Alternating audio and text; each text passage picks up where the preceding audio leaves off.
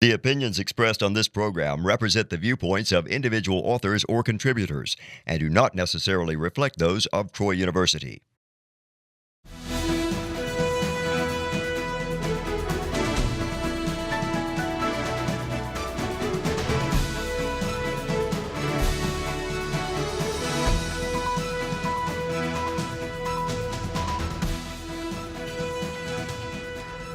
Hello and welcome to EconVersations.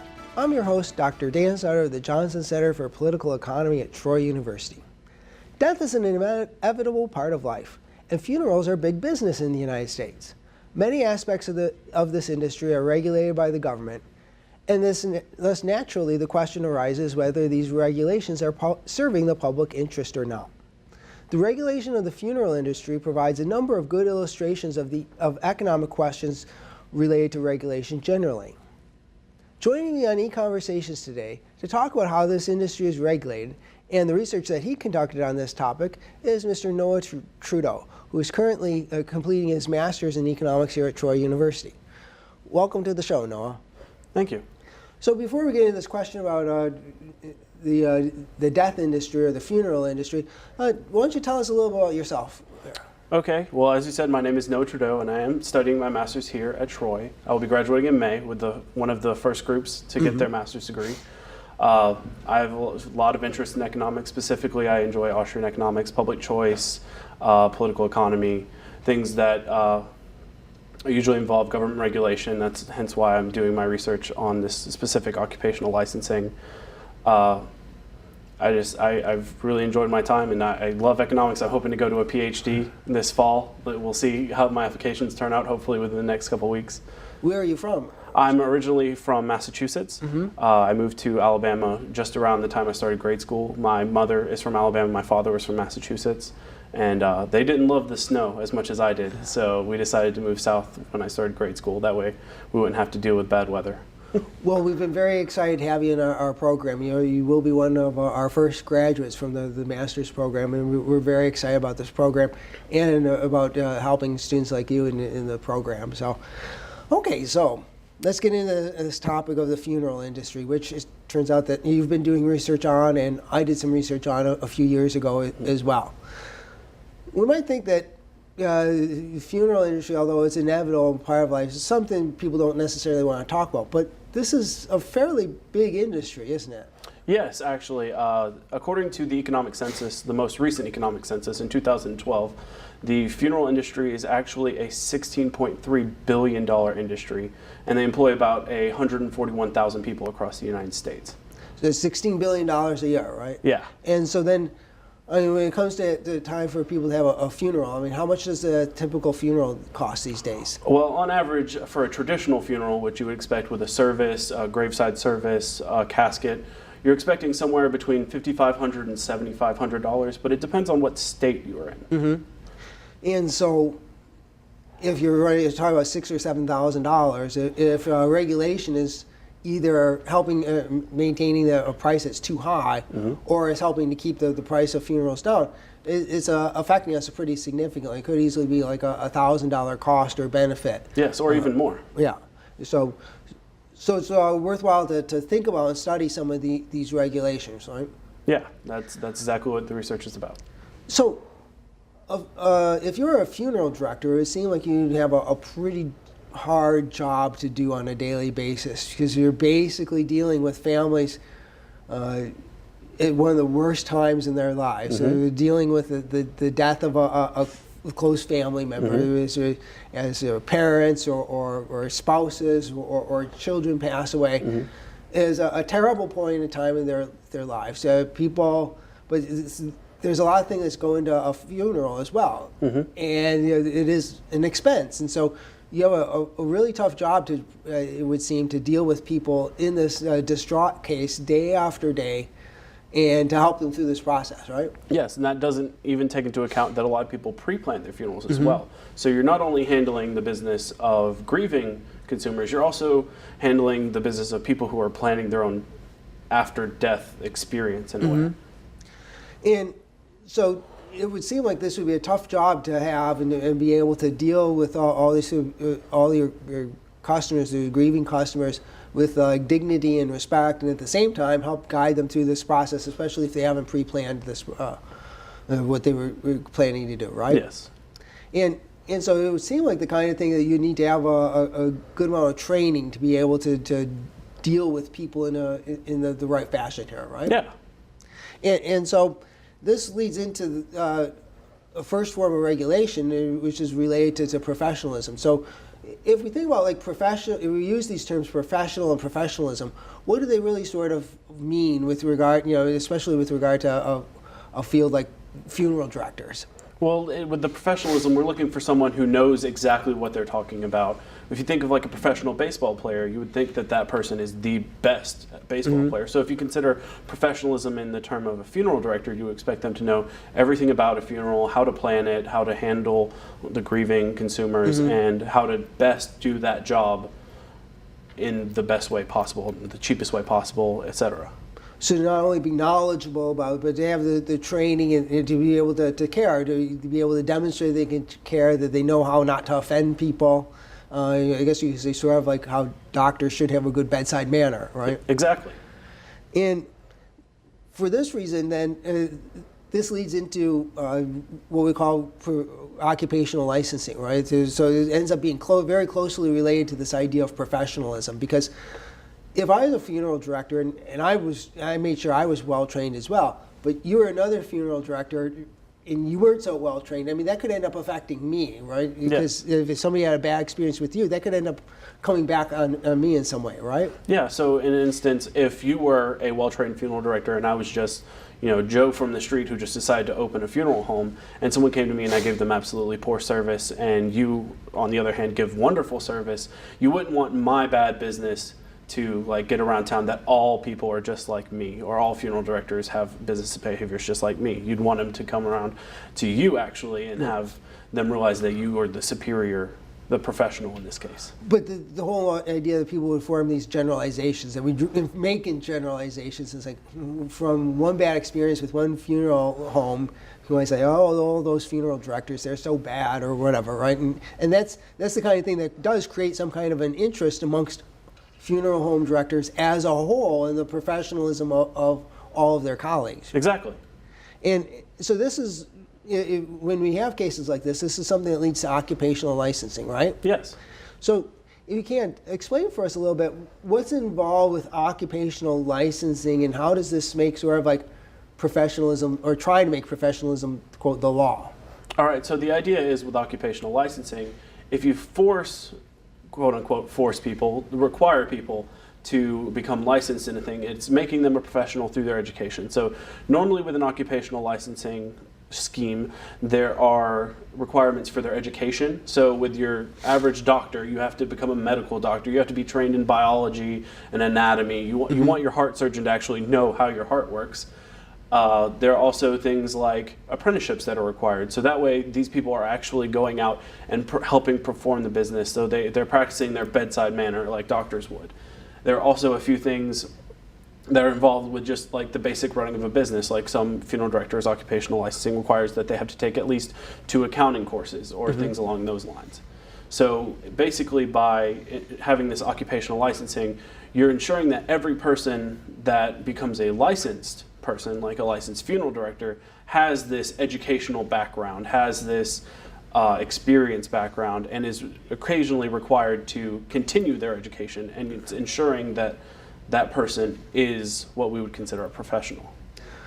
Another thing that arises when you have people with a lot of specialized knowledge in a field like funeral directing, or any the professionals have all of this knowledge, and the average consumer coming in to deal with them doesn't. Yes. And that creates a problem which, from the economic standpoint, as economists, we would approach it and say, well, this leads to the possibility of what we call induced demand, and if you dig a little bit behind that, there's asymmetric information that's underlying this induced demand. So you could, when economists use this term induced demand, what are we getting at here?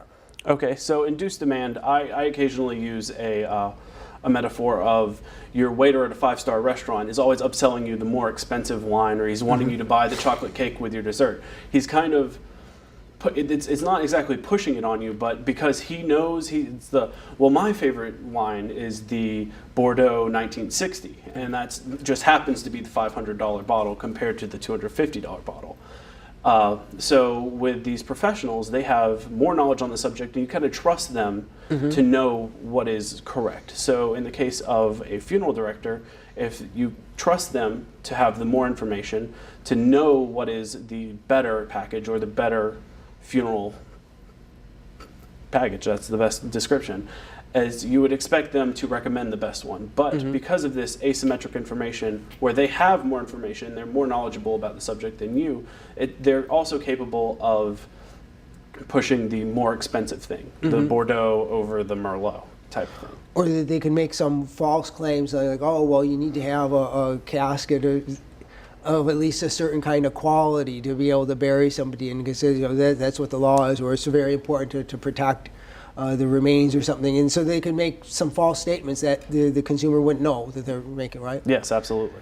And now, professionalism provides one way to try to, professionalism and occupational licensing does provide a way to try to prevent this type of behavior, because if you're a well-trained professional, you, in addition to getting knowledge, you're learning about how you're supposed to conduct yourself in a professional manner. Yes. And a part of that is to say, like, you're not supposed to take advantage of people in this fashion, right? Yes, that's correct. And so, I mean, that's a whole part of, what it means to be a good professional. And occupational licensing allows for a way to discipline people, these practitioners, if they engage in unprofessional behavior, right? Yes. So just about every state has a funeral director board, and you can address complaints to that board and say, Noah, the funeral director in Troy, Alabama, completely took advantage of my family. He charged us extreme prices. He was very rude. It was just terrible all around. And then you can send that to the state funeral board of Alabama, and they will punish them in some way. There's also a National Funeral Directors Association, which is an optional to become members with, and they also have this like insurance that their members are the best funeral directors. So the licensed funeral director could lose their license. Yes. And if you've invested a lot of time trying to get this license, that would be the sort of the threat that through occupational licensing is supposed to help make sure these professionals behave and don't take advantage of people. Yes. But occupational licensing doesn't always work out that way, does it? No, it does not. Now, explain to us, what are some of the purposes that occupational licensing in practice ends up being put to? Well, occupational licensing is a very big fixed cost. There's a lot of time involved in getting a license. There's occasionally a lot of money involved in getting a license. Some licenses require that you have special rooms in your funeral home. Some licenses require that you gain additional education in addition to what you would call normal education. So a lot of licensing schemes across many states require you to get a specific mortuary science degree instead of some general type degree where you could get the different experiences.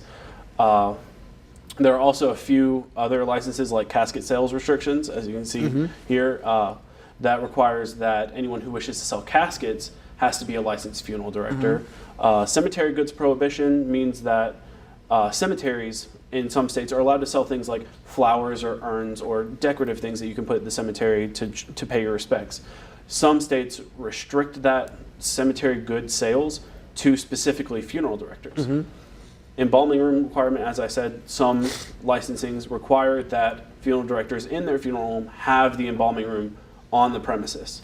There are also some mortuary cemetery combinations, so where you have a funeral home and a cemetery as two separate businesses is allowed, but you're not allowed to own the funeral home and the cemetery at the same time. There are also simple ones like crematories must be located in cemeteries. Same thing, almost the same thing as the embalming room requirement. You have to have the crematory at the cemetery. And then one of the ones that I find the most interesting are direct disposition licenses, which occur to be kind of more of a positive, is that anyone who isn't a funeral director, so like a cremator, can transport the remains of a body without having to be a licensed funeral director. So there are a few what could be considered positives and a few considered negatives. The big implication of a lot of these licenses, though, is that it restricts competition in the market, and that's what we usually look at as economists. So if it's difficult to get into the market of funeral director, if I can't just go and open a building and start selling caskets and providing funeral homes, then it's difficult to, or it's a lot easier to take advantage of your customers and charge higher prices. So we have a whole range of different regulations that apply to the industry. So it's like starting with the licensing of funeral directors. And then a few years back, it was back in the 1980s, the Federal Trade Commission got involved in this. And so tell us a little bit about what the FTC got involved with the funeral industry about. So in 1984, the FTC implemented the Funeral Rule, as they call it. And what the Funeral Rule states is it's a few guidelines for how funeral directors must behave.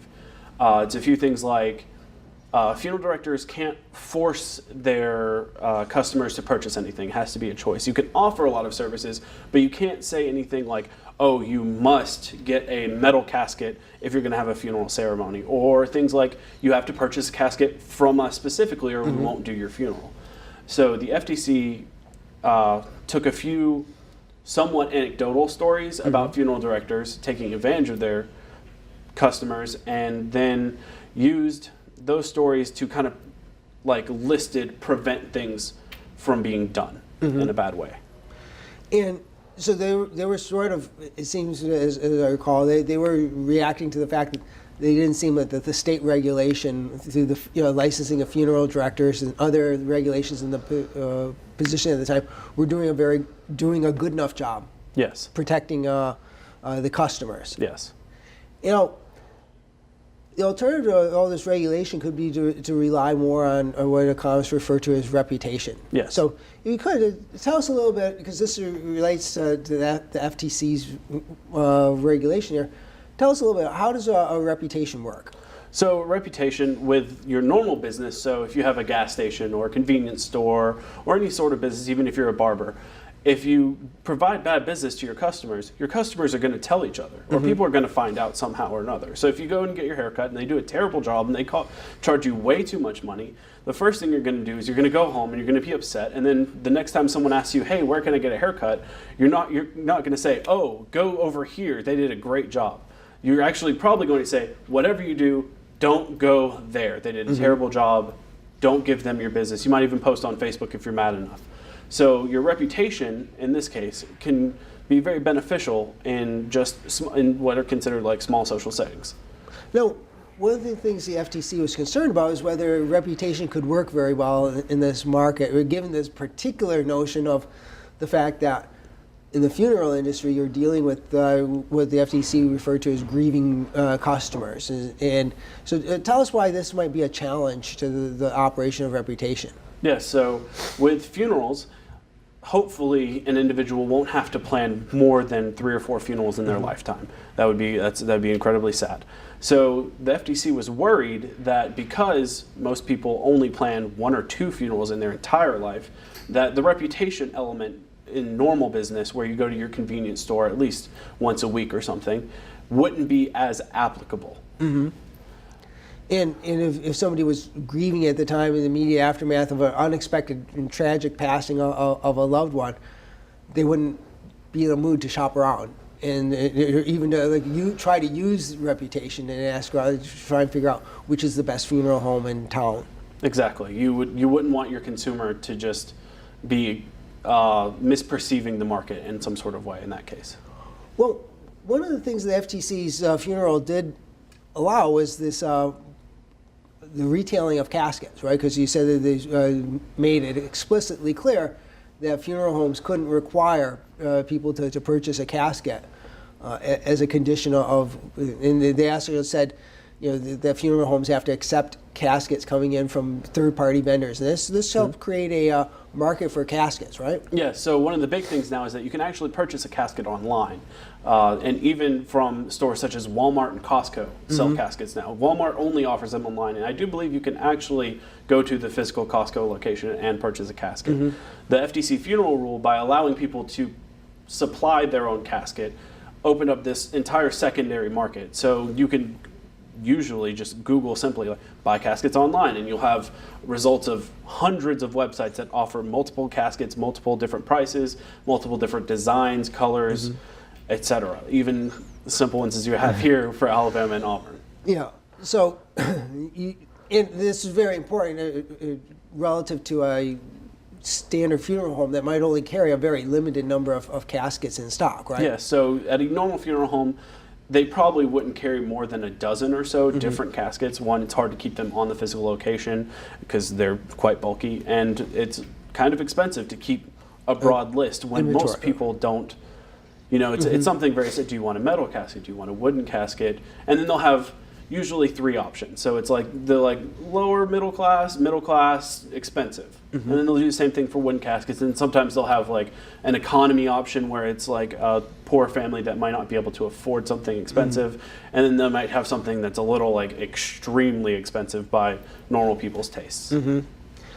Now, the FTC said that funeral homes had to accept outside caskets, but then some of the funeral directors, or in some states, sought to, through regulation, try to limit this casket competition. So, what did they do to try to limit casket competition? Okay, so because the funeral directors didn't quite like the way that the FTC has gone about this, instead of limiting people being able to bring their own caskets because they can't overturn the FTC, they decided to limit who could sell their caskets. So in states like Oklahoma, you are only allowed to sell a casket if you are a funeral director. So in this case, Oklahoma, you're allowed to bring your own casket, but you're not allowed to purchase it from anyone but a funeral director in the time of need. So then, if Costco was trying to sell caskets, they would have to have like a licensed Yes, you funeral would have director. to have the licensed funeral director in the Costco uniform out by the caskets, like showing each of the caskets in turn. No. So they try to make the claim that you need all of this training from being a funeral director in order to deal with customers in a nice fashion. Is that what they were trying to say? Yes, that would be the general idea. Is that, and it's also to keep these like capitalistic, like bloodthirsty casket retailers out of the market. They don't want those people taking advantage of the consumers either. You know. And then there's some litigation that involved the Institute for Justice, and they challenged a number of these casket sales restriction laws across the country, right? Yes, so there were three major district court cases within the past decade or so. There was one in Oklahoma, one in Tennessee, and one in Louisiana. The one in Oklahoma, which you've done a lot of research on, the Institute for Justice came in, and there was an online casket retailer located in Oklahoma who was selling caskets, who was then denied that ability via these laws in Oklahoma, which then went to a district court case and was then upheld that they were not allowed to sell caskets. In Tennessee, the exact opposite occurred. There was another retailer who was selling only caskets. The Tennessee law prohibited the sale of caskets by anyone but a funeral director. It went to a court case, got taken to the higher district court, and the district court overturned and said, no, this is totally unconstitutional. They should be allowed. And then in Louisiana, somewhat different case, there was a abbey in New Orleans that sold handmade caskets made by their monks. They would take the wood from the trees at the abbey, they would cut the trees, and they would end up creating these like handmade beautiful caskets. They were told that they weren't allowed to sell them, and then they took it to a district court case, which also overturned it. So, well, I think actually the problem the Institute for Justice ran into in their Oklahoma case is that they hired the wrong economist as an expert witness for them. So I guess I have to take the blame for that. But so we had this litigation, and it all turned on this whole issue of whether it was rational or justified to claim that you needed all of this training to be, or the funeral director's training simply to sell a casket, right? Well, in Oklahoma, actually, it came down to the simple fact of the court decided that it wasn't allowed to overturn it as unconstitutional. So in the Oklahoma Constitution, it doesn't say anything about not being able to grant economic privilege to a specific subset of individuals. So the district court case read the line. There were witnesses from the Funeral Trade Commission. You were the economist, and all of the IJ, Institute for Justice people, made great arguments. And essentially the Funeral Directors Association and the other defendants said, yeah, well, it doesn't really say we're not allowed to do this. And the district court took that to mean they're allowed to do that then.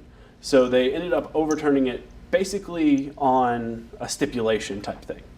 Now, well, you've been here at Troy. You've been doing your own research on the effects of funeral regulations. Yes, I have. And you've built on some prior existing research that had been done. And what you've done is kind of innovative and new, because you brought a new type of evidence to bear on this question. So you can tell us a little bit about some of the previous studies and what they had looked at to try to tease out the effects of these different state regulations on the price of funerals or the price of caskets, and then what you were able to do.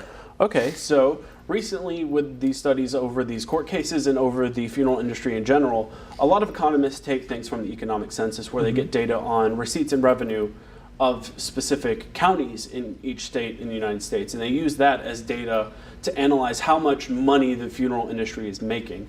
They use this, they compare like Alabama to Georgia and Georgia to Tennessee, and they compare all the states together to show how the different licensing schemes, the licensing schemes compare and how that affects the entire revenue taken in. And they usually divide it by how many deaths occurred that year. Yeah. So that way you get a general idea of how much people are paying per funeral.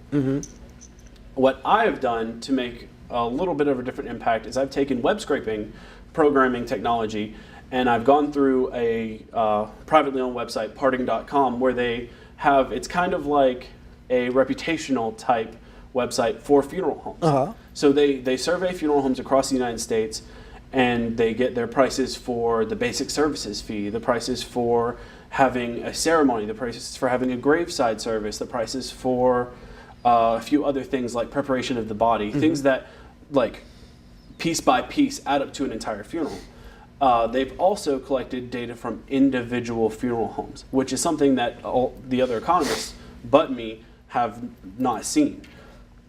So with my data, I was able to take their price lists and combine it with the licensing schemes through each state to see how that affects like each little piece of a funeral. You use this term web scraping, and I'm not sure that everyone's going to, all our viewers would be familiar with exactly what that is, but it's an important new technology that allows you to actually make use of this data, right? Yes, so web scraping, what it is that each web page has like a skeleton to it. And if you're familiar with any type of programming, you're able to like say, give me the pinky finger of the skeleton from every individual web page. So a lot of pages, like on the website I use, they have a table that shows each price out listed beside the name of the price. So with web scraping, you go into the skeleton, you find where it says, we created a table on this page and what the prices are, and then you write a program that essentially says, give me that table and put it in a spreadsheet. And then you say, find the next page on that website that looks just like this one. Give me that same table. Put it as the next entry on a spreadsheet. Okay. And with that, you can collect large amounts of data, like massive. There are a lot of people who have done it with things like IMDb to collect movie ratings. And have tabled up every movie on IMDb and shown like the price of the movie with what it like scored. And they do things like that. And that way you can have a lot of data collected in a very short amount of time. And so how many observations were you able to get in this fashion? So I was able to collect a little more than 12,000. I think I was pushing 13,000, but then I wanted to make sure that I had everything correct. So I ended up going through and making sure I had things like locations that had multiple funeral homes located at them. Like if somebody had closed down their business and another business opened in its place, I made sure that I wasn't double counting anything like that. Oh. Well, that sounds like it was very exciting. And I know we've done some really good research, and we're waiting to see how this is going to end up getting published. Well, it's been very fascinating to talk to you about this, and thanks for coming on. Thank you for having me. And thanks for joining us. Join us again next time for another EconVersations.